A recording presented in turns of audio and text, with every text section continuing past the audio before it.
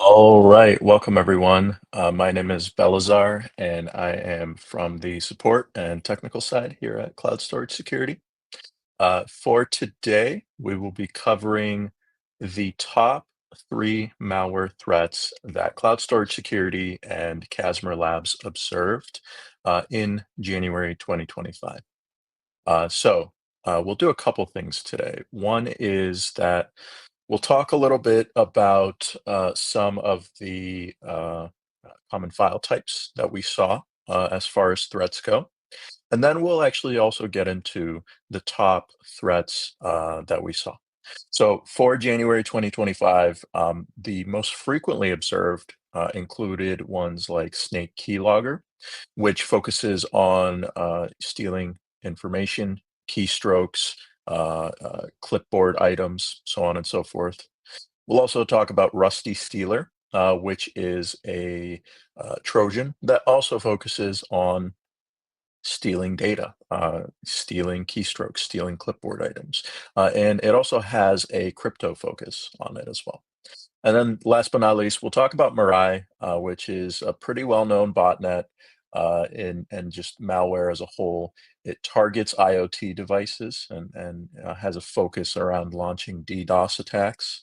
So we'll cover those three threats. We'll get into them a little bit, talk a little bit about them, and then afterwards we'll also detonate the malware as well. So meaning we'll take the malware samples that we have within our environment, within our lab's environment, and we'll actually put it through our own static and dynamic analysis functionality for our antivirus for Amazon S3 product and show you what it looks like when the files have been detonated. So using a piece of Sophos's Cloud Sandbox, we'll be able to show you what the file is all about, the actions it's trying to take, the IP addresses it's trying to connect to, so on and so forth. So let's get into it a little bit here. When it comes to January of 2025, for the entire month, across all of the different findings, across all of the different data that our labs team has, we were able to come down to these top five infected file types.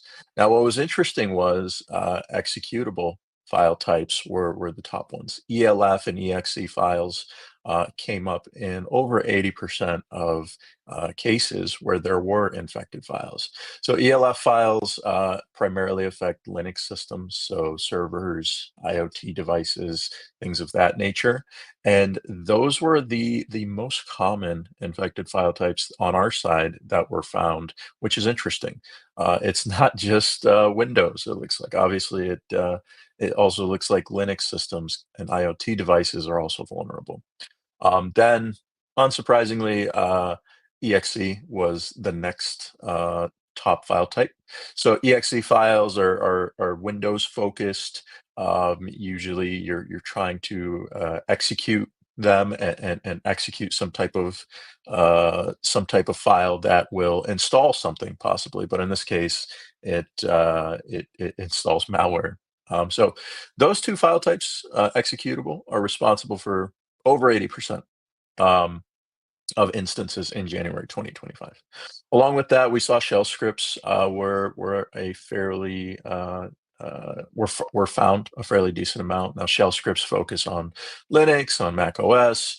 They can be used for automation in attacks.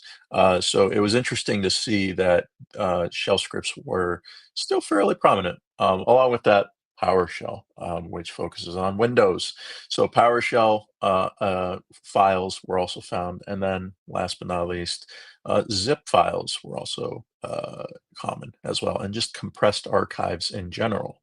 So that means that not only are singular files a problem, but archives with who knows how many files could be in them, tens or dozens or hundreds of files within an archive.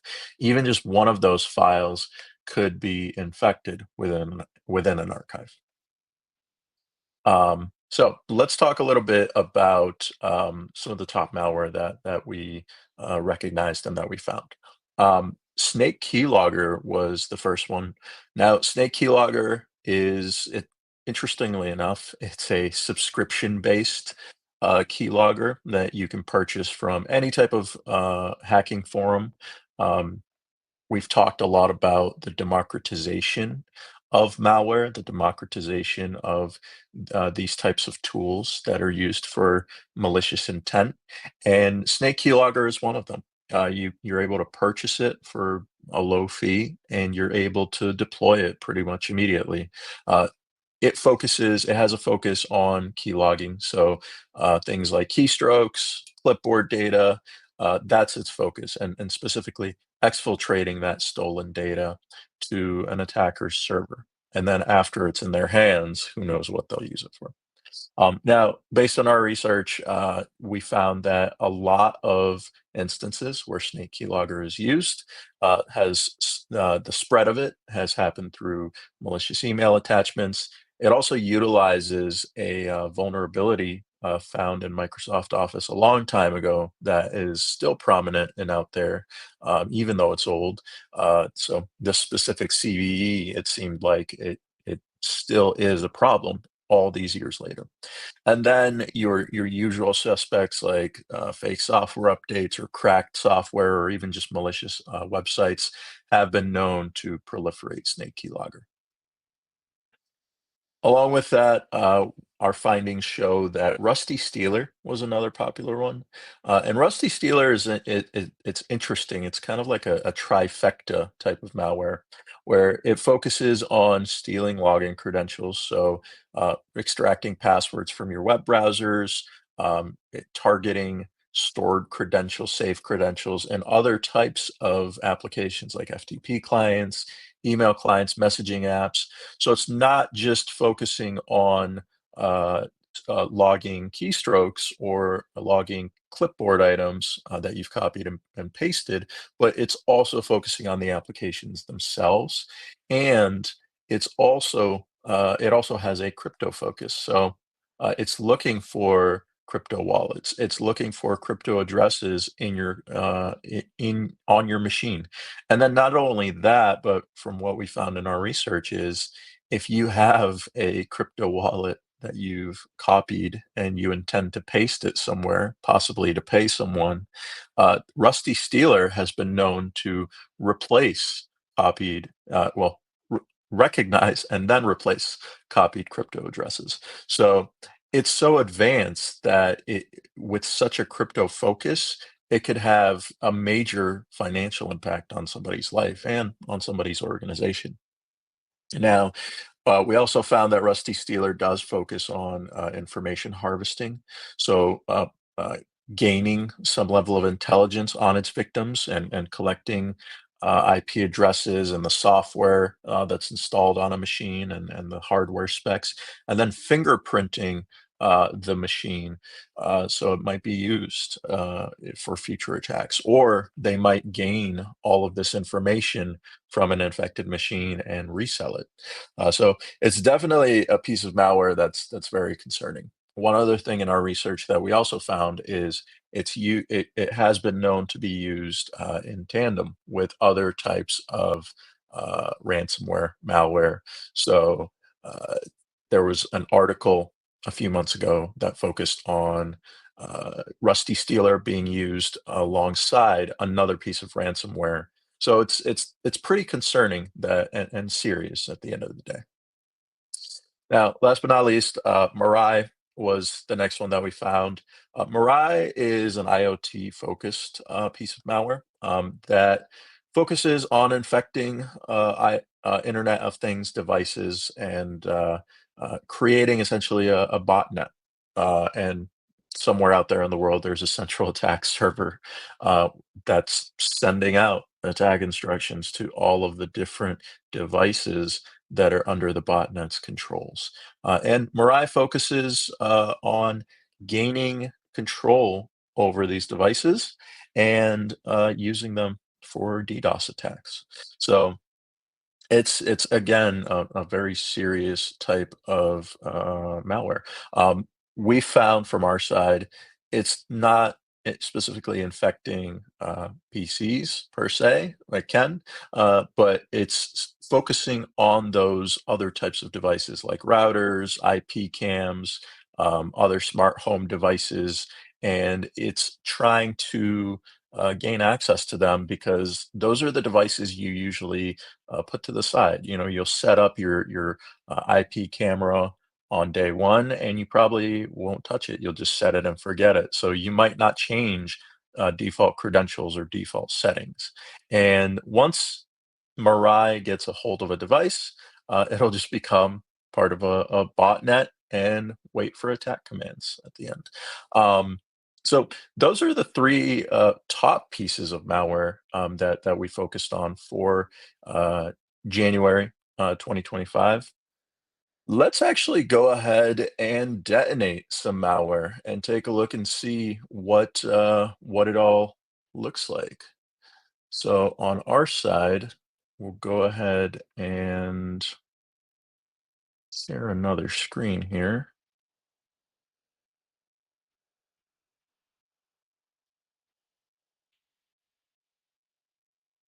All right. So we've got some findings here from our side that we can take a look at.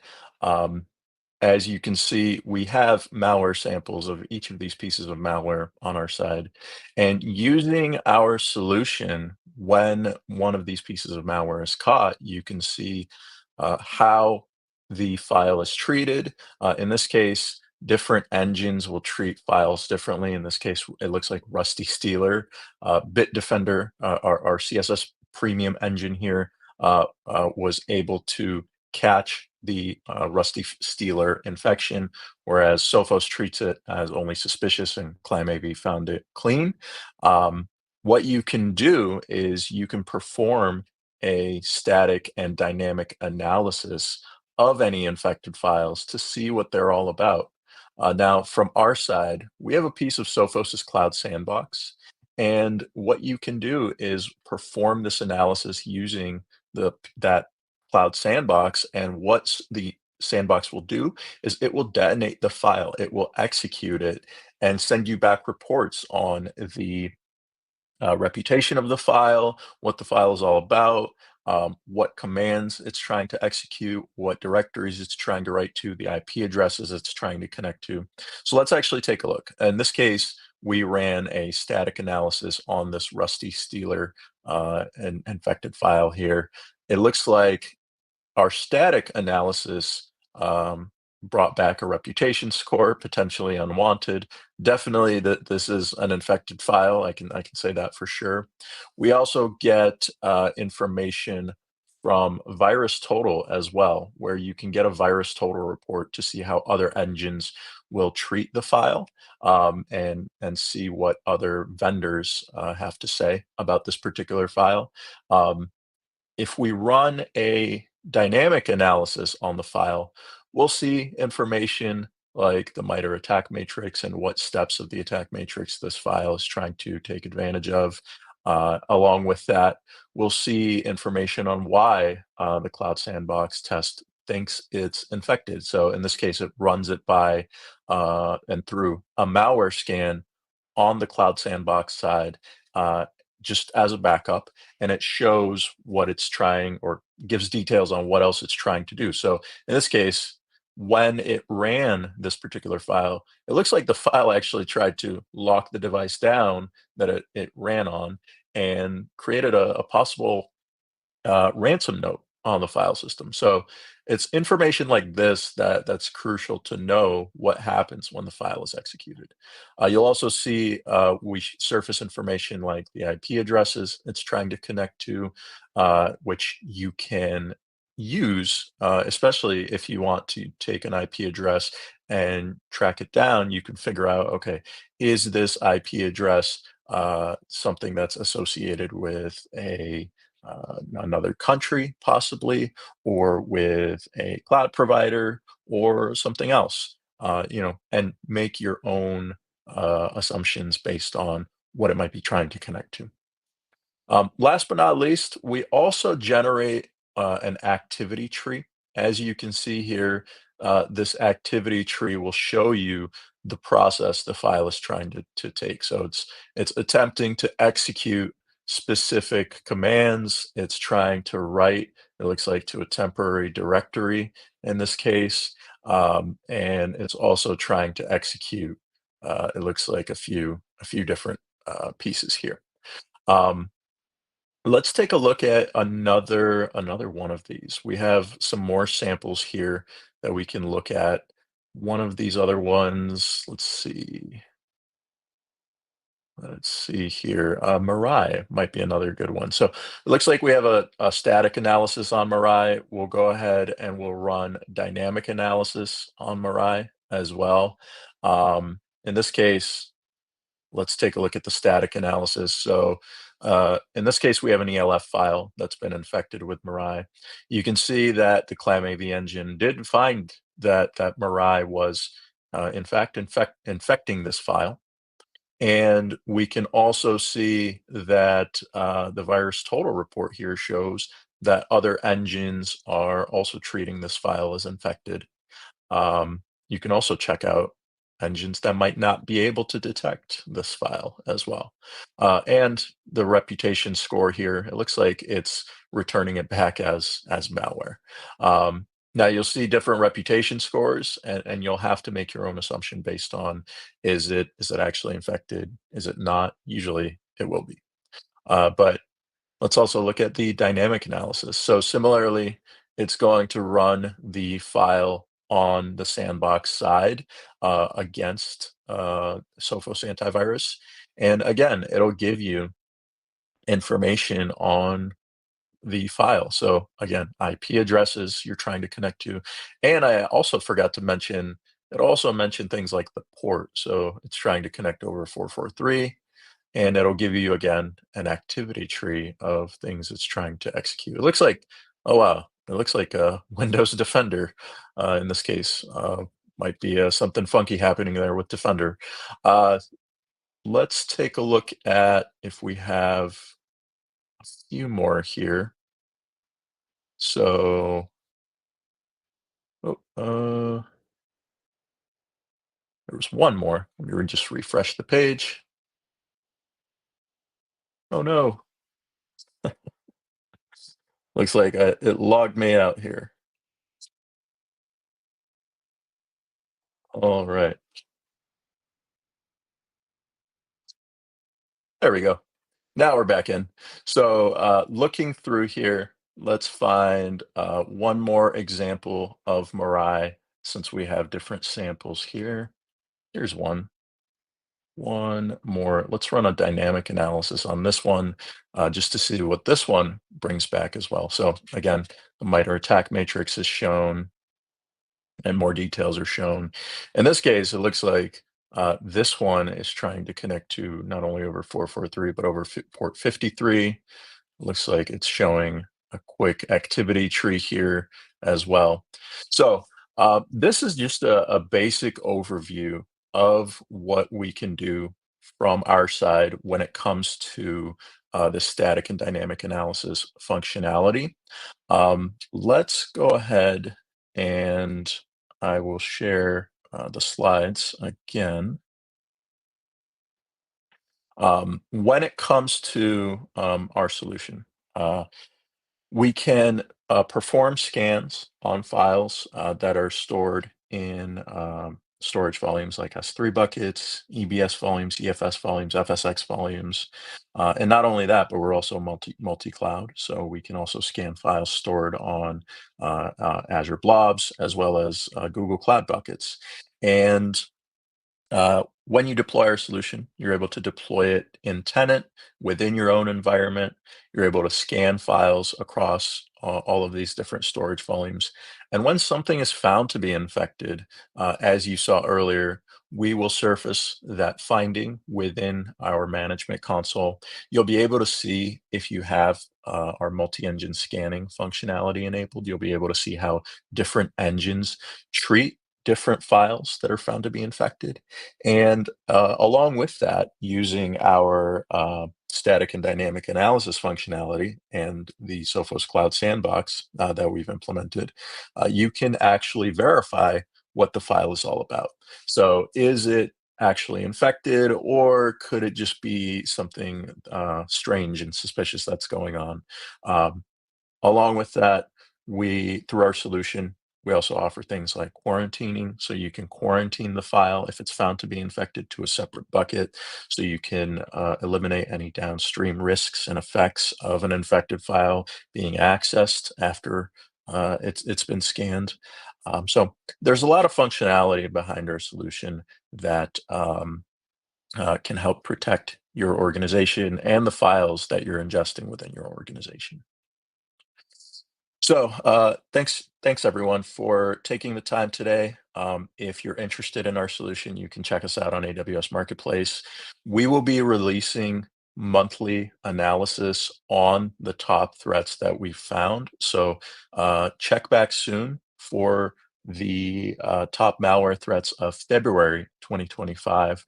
We'll report on the latest findings of those threats as well and tell you all about what we found in February 2025. Thanks so much, everybody. Take care.